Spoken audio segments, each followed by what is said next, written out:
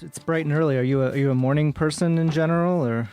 Oh, you know what's weird? In my life, when I was a kid, I was a morning person because I had a paper route. It was back when they let kids still have that job. Back when there were papers? Well, To Catch a Predator was what killed that fuck. Oops, that's what killed that job. Am I allowed to curse on this? Yes, you are. Okay. And then when I became a comedian, obviously was not getting the prime spots, so I was working late nights, food spots and all that. Then I became a night person, so I can kind of do both. Yeah, most comedians I find are not morning people. Oh, I like getting up in the morning. Yeah. I do. I actually feel like you get a jump in the day. I feel like if I ever sleep past like 9 o'clock, I feel like lazy loser. I wasted the day. Yeah. Well, you have the Monday morning podcast, so that has morning right in the title. Yes, there. it does. Yes, it does. But it means that I record it in the morning. People think that means it comes out in the morning, so there was a little confusion. If I could have renamed it, I would have said the Monday morning recording of my podcast, so people wouldn't be, Yeah, you've had the podcast for quite a while now, huh? Yeah.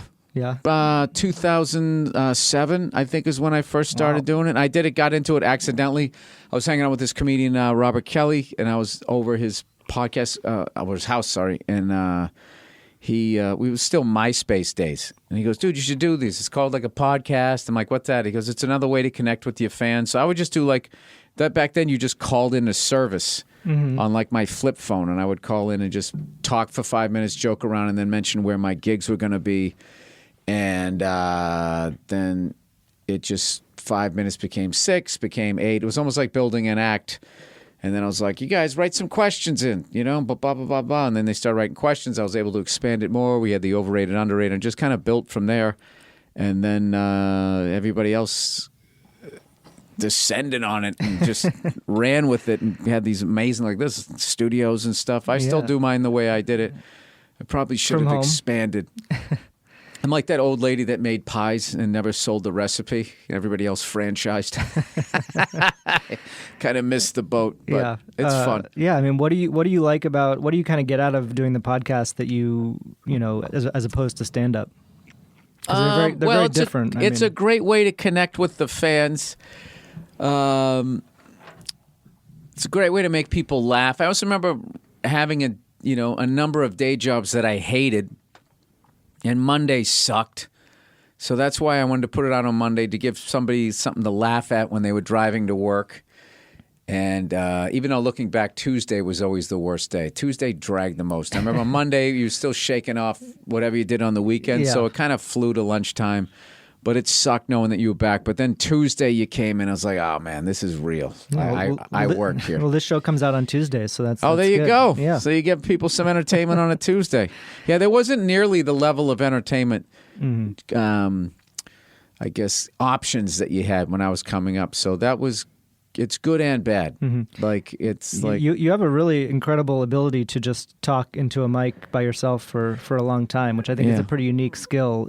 And different from stand up too, don't you think? Because you don't have an audience that you're kind of bouncing off of. So how did you kind of learn to do that, or was it easy from the start? From years of talking to myself like a crazy person. No, I would say no. It wasn't easy at first. I would run out of things to say, so.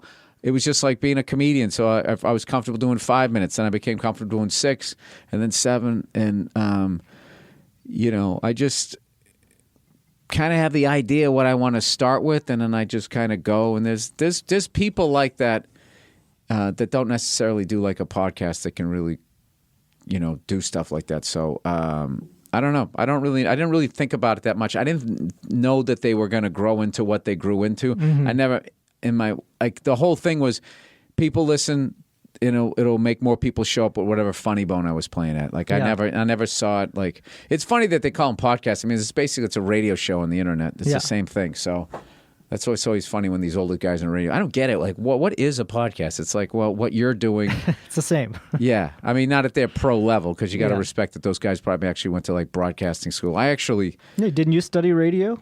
Yeah, but only because I was such an introvert and nervous to get in front of people that I chose radio because it was being on the microphone talking to people, but I couldn't see them. So it was my baby step way. I had never had any intentions of doing radio. It was all to overcome mic fright and talking in front of people and being painfully shy in really most situations. It was weird.